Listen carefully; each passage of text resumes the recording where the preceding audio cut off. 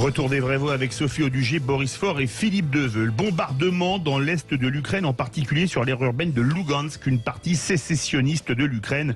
Les deux camps se renvoient à la responsabilité des tirs. On en parle de suite avec Vladimir Fedorovski, ancien diplomate, auteur du roman vrai de Gorbatchev, publié chez Flammarion, et Amour et Inspiration, muse, artiste et collectionneur, publié en 2021. Bonsoir, mon cher Vladimir Fedorovski. Bonsoir, comment allez-vous? Quand nous vous avons avec nous, c'est toujours un plaisir. Alors justement... Dobry den. Dobry večer, donc comme on est le soir. Alors, dans un communiqué publié jeudi soir, le ministère de la Défense ukrainienne a jugé la Russie, je cite, responsable de la situation dans les territoires temporairement occupés. De leur côté, les séparatistes russes de Lugansk ont accusé Kiev d'être responsable d'une multiplication des bombardements pour pousser le conflit vers une escalade. Le Kremlin, lui, estime que la concentration extrême des forces ukrainiennes était responsable de la situation extrêmement dangereuse. Selon vous, mon cher Vladimir, vous êtes à moitié russe, à moitié ukrainien, qui dit vrai? Vous savez, c'est dire vrai dans ce contexte, ça ne sert à rien. Tout le monde dit que renvoie l'ascenseur, mais je tiens à vous dire, la situation n'a jamais été si dangereuse comme aujourd'hui.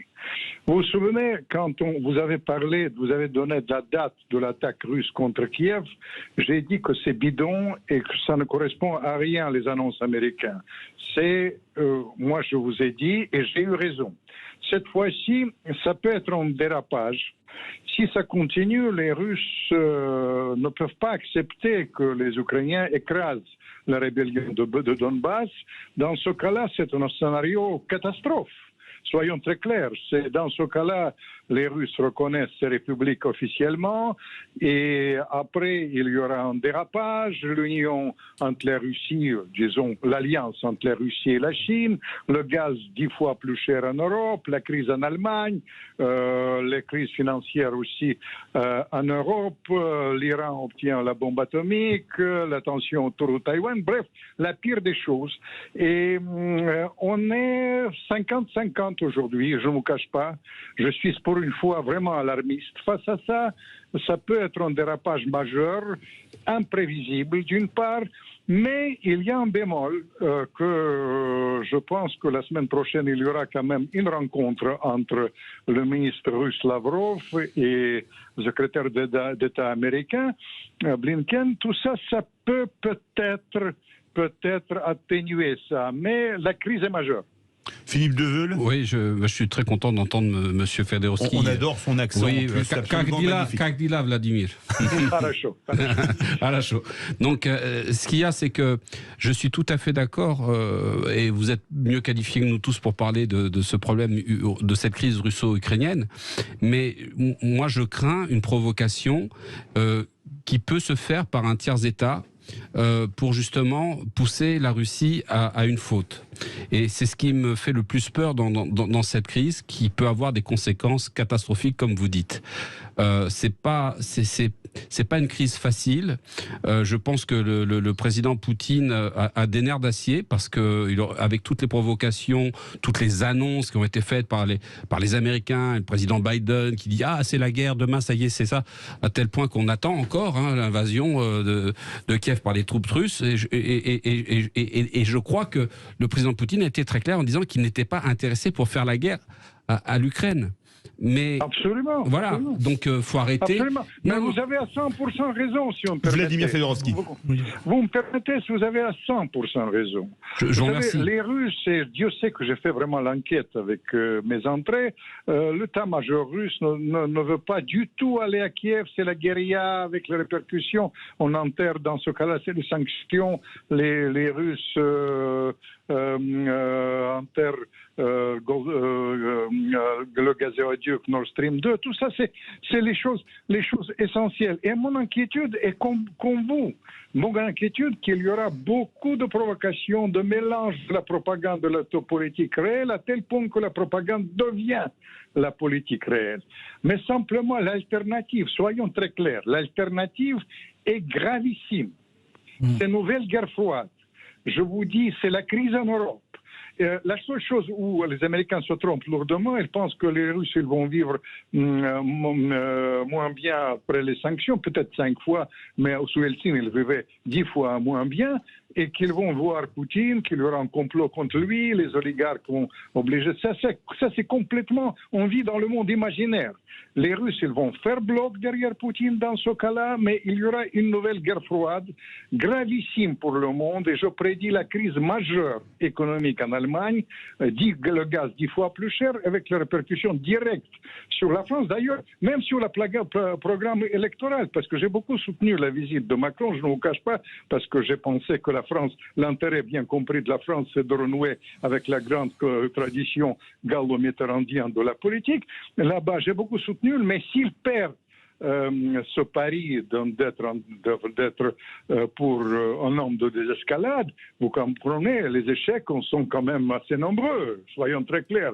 Liban, Mali, la Russie, ça peut être des répercussions inattendues. On donne la parole à la seule vraie voix qui a un prénom d'Europe de l'Est, Boris Faure. Et qui a vécu à Varsovie et travaillé à Kiev pendant 5 ans, donc je salue le spécialiste que vous êtes, mais je voudrais faire un constat et vous poser une question. Le constat, c'est quand même, il faut faire le rappel historique que dans les deux républiques séparatistes qui sont à l'est de Kiev, il y a déjà un conflit, en fait, qui a fait quand même 14 000 morts et 1 500 000 déplacés. Parce que quand on parle là, autour de la table, si on ne fait pas ce rappel, on a l'impression, en fait, que le conflit est complètement gelé. Non, il y a déjà un conflit actuel, en fait. Il y a même eu un accord en 2014. Oui, le format Normandie. Les bombardements contre la population civile, là-bas à Donbass, le lendemain, vous savez, et c'est avec le soutien, c'était avec le soutien des soviétiques, en fait. Enfin, des soviétiques, pardon, des Russes, pardon, vous voyez, ma langue est fourchée. Oui. Moi, la question que je voulais vous poser, monsieur, c'est, étant donné qu'on a l'impression que Vladimir Poutine est en position de force aujourd'hui, position de force militaire, parce que les Ukrainiens disent qu'il a déployé 150 000 soldats aux portes des républiques séparatistes. Mais les je pense Ukrainiens, que c'est beaucoup moins que ça. Ils ont la même quantité de soldats de l'autre côté. C'est à peu près équivalent. On a l'impression qu'il a aussi renvoyé Emmanuel Macron dans ses buts. Donc, étant donné qu'il est plutôt en position de force, est-ce que vous pensez que demain, pour éviter ce que vous indiquez, c'est-à-dire une sorte de conflit qui va dégénérer gravement, est-ce qu'il ne peut pas revenir à la table des négociations et arracher un accord avec la clause qui dira que les Ukrainiens ne peuvent pas accueillir l'OTAN chez eux, ne peuvent pas adhérer en fait au traité de l'OTAN. Est-ce qu'à un moment il ne peut pas l'obtenir dans les semaines qui viennent? Vladimir Fedorovski.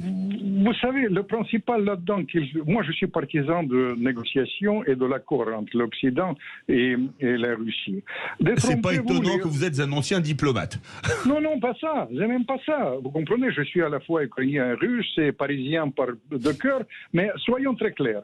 Vous comprenez, l'intérêt de la Russie, c'est pas du tout les sanctions, parce que les Russes, ils vont vivre mal. Vous allez avoir la crise ici, vous n'allez pas se supporter, mais les Russes, ils vont aussi vivre mal, même s'ils vont supporter la crise.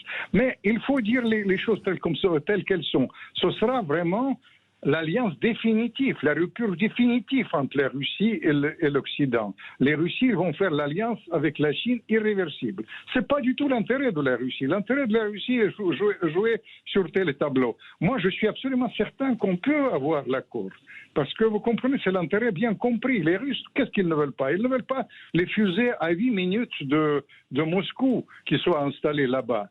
On peut trouver, je pense qu'il faut comprendre ça. Je ne parle pas même de l'extension de l'OTAN. Malheureusement, j'étais avec Gorbatchev, j'étais présent quand les Américains ont promis de ne pas élargir l'OTAN, mais oublions ça. Pour l'instant, il faut prendre en compte les problèmes de sécurité qui sont normaux pour les Russes, et puis trouver l'arrangement. Ce sera l'intérêt du peuple ukrainien aussi, parce que les Ukrainiens, soyons très clairs, ils souffrent aussi.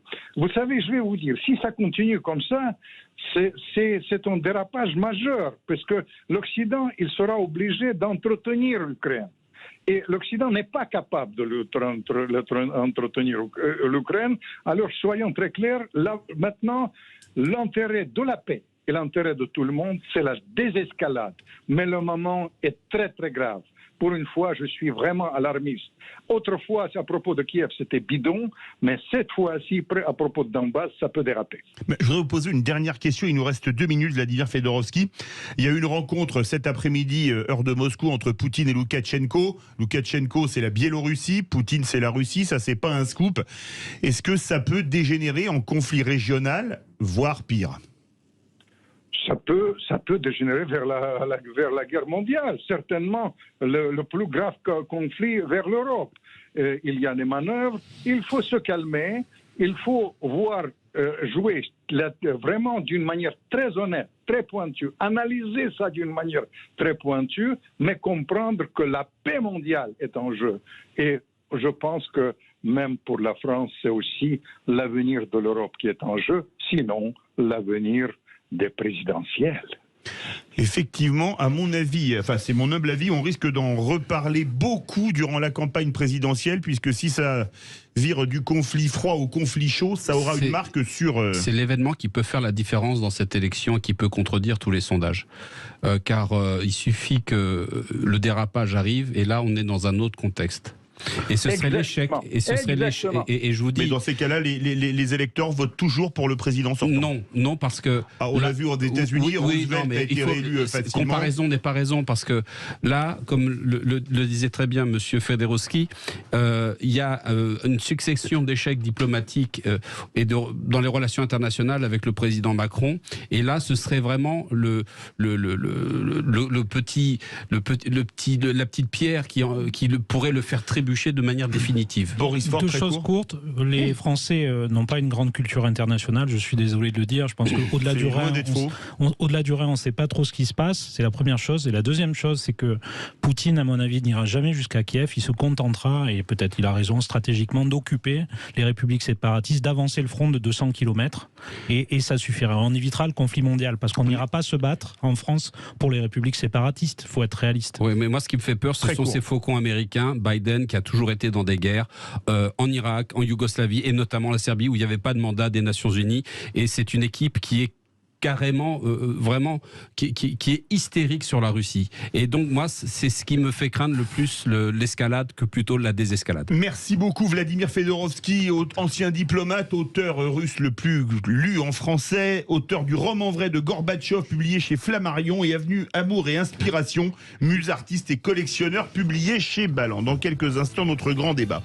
Comme Israël, la France doit-elle supprimer le pass sanitaire et le pass vaccinal ? Vous êtes 98,5% à dire oui. On va en débattre avec Anne Gentem, médecin et députée LaREM des Français de l'étranger.